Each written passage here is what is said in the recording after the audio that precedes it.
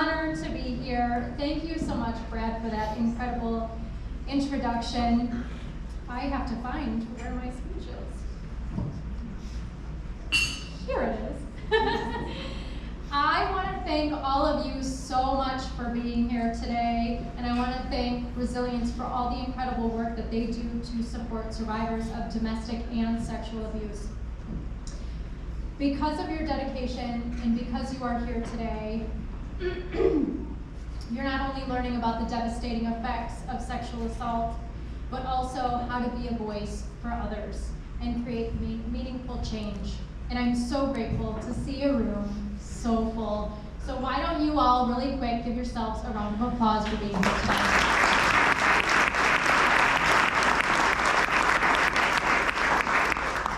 Awesome. If you don't mind, I'm going to share a very short portion of a book that I just started writing. It's December 2001. I am 10 years old. My mother, my father, my 4-year-old sister, my brother, and Tom, my grandfather, are about to board the fastest plane in the world, the Concorde. I'm so excited to travel to London. I am wearing my favorite purple and black zebra-striped sweater and black pants. We landed in London and headed to the hotel. It's freezing outside. The hotel says they've overbooked our room and directs us to the sister hotel. We walked outside in the middle of the night to the sister hotel.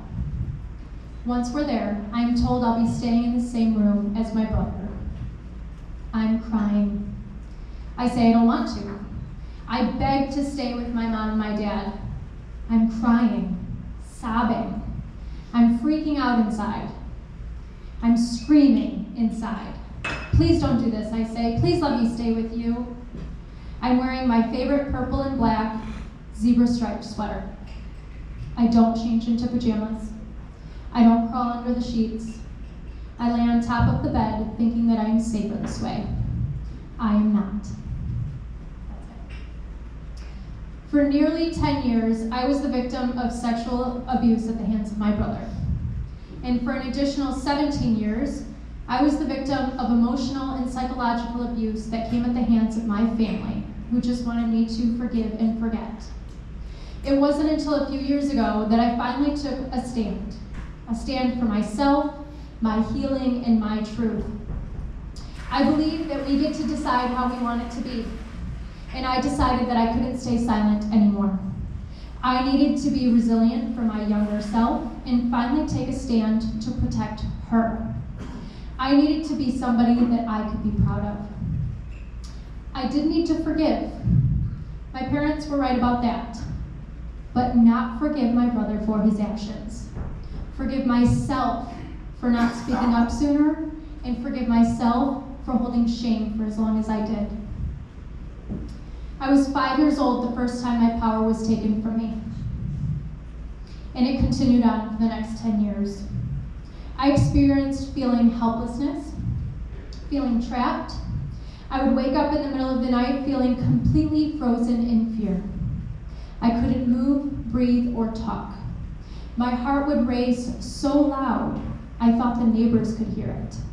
Honestly, I wish they would have. My brother would sneak into my bedroom in the middle of the night, molest me, and leave.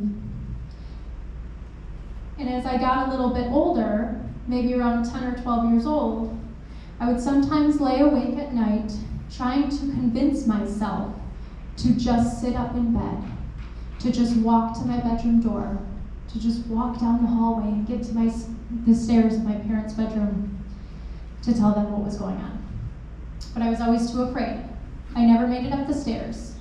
If I close my eyes, I still feel how I felt at 10 years old trying to get myself out of bed. As kids, we learn about stranger danger and inappropriate touch. And as young adults, we learn about rape, murder, assault. On TV shows, they show these as violent acts, women being beaten or forced to do unspeakable things. But one of the hard truths is not every act impact of sexual abuse looks the way we see it on TV. I think that's why I struggled with it so much as a young teen. My brother was not aggressive. He did not mold me over the years, telling me that if I told on him or went to the police that he would go to prison. He didn't threaten me. In a way, for me, it just felt as bad. He would come in, touch me while I was sleeping, and then leave. And he would ignore me the next day and for the following months until he would come back again. I struggled with truly understanding what was happening to me. I obviously knew what was going on was wrong, but because he was never aggressive toward me, and comparing what I knew about abuse and with what I saw on TV, I felt like, A, no one would believe me. There were no physical markers to prove it. And B, I felt like it wasn't bad enough. Other people were going through so much more than I was. I didn't know or understand how to put into words how I was feeling. But I want to tell you right now that that thought of myself as a young girl was completely wrong. There's not a severity meter out there where they input data and say whether or not the abuse was real. The abuse was definitely real. And I never want anybody to feel the same way that I did. Because I struggled with this so much, I was 12 years old when I got drunk for the first time, 14 when I started using substances, and 15 when I started smoking. My family thought that I was just a teenager acting out, not knowing that I was just trying to numb the pain. My mom used to say to me, "You just get in so much trouble because you just want to spend time with me." Never did she try to figure out what was going on with me or try to get answers as I was going down such a destructive path. Little did she know, being home was the last place that I wanted to be, and I just wanted to numb, hide, and forget. I don't blame myself for never making it up those stairs. I believe that taking a stand for myself now, I heal a piece of myself every day. The internet states that when people who have been sexually abused are prone to being moody, depressed, angry, isolating themselves from others. But before my teenage years, I wasn't any of those things. People described me as outgoing, energetic, fun, so no one suspected a thing because my personality didn't change. However, I believe that your eyes don't lie. This picture here on the furthest right is before the abuse started. My eyes are very open, wide, joyful. And the ones to the left, they're very heavy, exhausted, and whatever else words you want to describe those. When I look back at these photos of myself before and after the abuse started, obviously I can see a huge difference. Even up until my ages of 20 years old, you can still see photos of myself with my eyes very heavy. To any outsider, I had a fantastic upbringing. Sorry, I lost my place. We lived in a great neighborhood. Beautiful house. We were well traveled. I had been to 36 different countries by the time I was 16. We were not a military family. I took modeling and acting classes. I was in dance, pageants, competitive gymnastics. My mother worked really hard to create an image of the perfect family.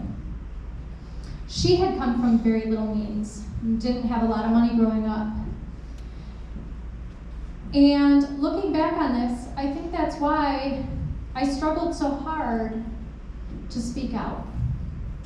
I thought by telling my truth, that I was being abused by my brother, her son, it would blow up this perfect image she had worked so hard to create. At age 13, my best friend was the only one I had the courage to tell what was happening to me. And I thank God every day that I had the strength to open up to her, because it was she who finally took a stand 2 years later and said something. Healing is not a linear journey. and this goes for all healing. You don't just go from unhealed one day to healed the next. And I will continue to heal pretty much until the day that I die. I have an incredible support system who's been with me every step of the way, experiencing the ups and downs of healing and trauma. And I know that with my husband and my chosen family by my side, continuing to go to therapy, using dance as healing, and speaking, I'll continue to overcome what's happened to me. Survivors should never heal alone. Organizations like Resilience exist to walk alongside survivors, offering the support and resources needed to reclaim their power. From a 24/7 helpline and emergency shelter to therapy, support groups, and specialized services like forensic exams for survivors of sexual assault. These programs ensure that all survivors are supported through their journeys. But ending violence is more than just supporting survivors. It's about preventing harm before it starts. That's why violence prevention is just as critical. Teaching young people about boundaries, consent, how to speak up when something isn't right can really stop the abuse before it happens. Healing starts with survivors, but ending violence is a community-wide effort. It takes all of us in this room. We must believe survivors, we must support them, and we must take action to create a world where no one has to experience this pain in the first place. There's a saying that I like to use: let's squeeze lemons. I say this in times of hardship because when you squeeze a lemon, you're squeezing the sour out. That's what I'm trying to do by speaking about my experience. Squeeze the sour out of stigma of sexual assault. When I tell people that I'm a survivor, there's often a pause, a shift in conversation. It's a sour subject, but it doesn't have to be. This is why so many of us are afraid to speak out, because of how we will be treated afterward. So let's work together to squeeze lemons. Let's get rid of the sour. I've been working on my own acronym to help survivors and advocates, and I decided to use the word lemons to do it. So we're going to start with L, learn. Healing begins with learning and community. Many survivors ask, where do I start? It's a really big question, and there's no single answer. We must learn how trauma affects us. What is fight, flight, and freeze and fawn? What are those trauma responses, and how do we break free from them? As advocates, you must learn how to support survivors with compassion. Did you know that more than 60% of survivors never receive professional help? Raise your hand if you knew that. It's okay to raise your hand. It is really important as survivors and advocates to also learn all of the services that Resilience has to offer. So if you or a loved one is in need of support, you can feel confident in providing resources, and education is the first step to breaking that cycle. Next up, E, empowerment, or empower. Empowerment means giving survivors the tools to reclaim their voice. When your trust and body have been violated, it's easy to feel like you have no control. But empowerment comes from owning your story, healing in community, rejecting shame, and embracing your truth.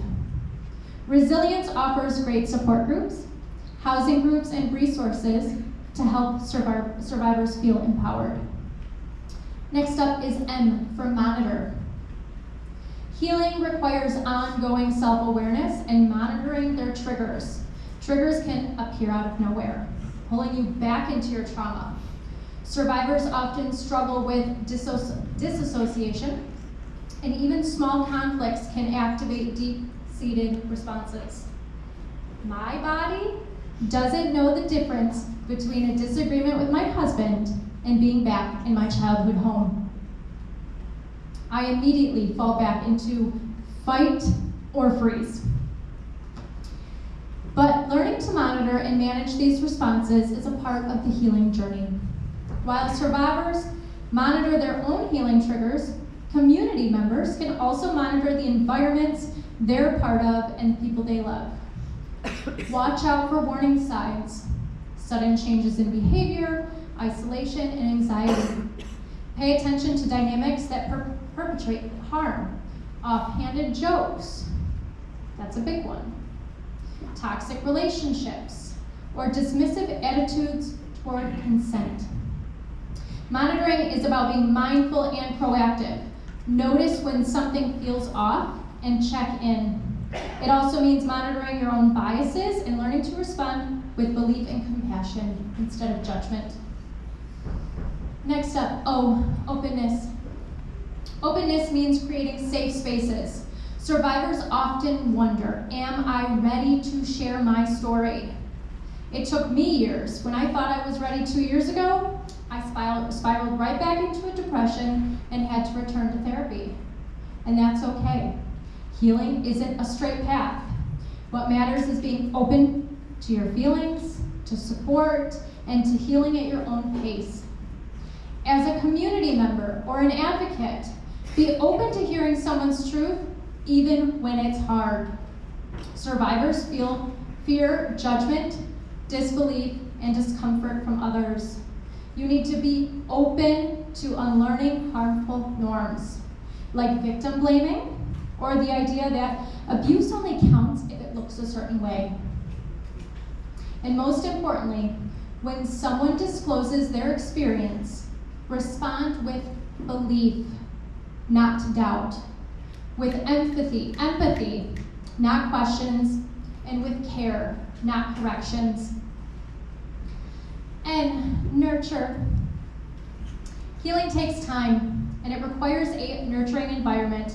I had to rebuild relationships and let go of toxic ones. I had to learn to trust myself and surround myself with people who honored my journey. It's important to nurture trust. If someone opens up to you, treat their story like a sacred trust. You need to nurture change. Advocate for survivor-centered policies in your schools, workforces, and places of worship. And nurture the organizations doing the work, like resilience. Finally, S, speak or support. We must speak. Everyone in this room must speak. But speaking looks different for everyone. It doesn't have to be on a stage or a podium or TV. It can be talking to a therapist, confiding into a friend, or expressing yourself through art. As an advocate, you can leverage Resilience's program and get involved to speak and support by volunteering, attending events like this one, and attending community programs. Shame grows in silence, but the more we speak, the more we break the cycle of silence, and the less we feel ashamed. Survivors are not broken. We are not defined by our trauma. We are resilient, we are strong, and we are worthy. Like me, there are millions of boys and girls out there who have felt empty, unloved, undeserving, not good enough, and broken. But by partnering with Resilience and programs like this, I'm hoping that we can enact change and spread hope. So, let's squeeze some lemons. Let's take the sour out and turn it into something powerful. Let's create a world where survivors don't just survive, but thrive. Thank you.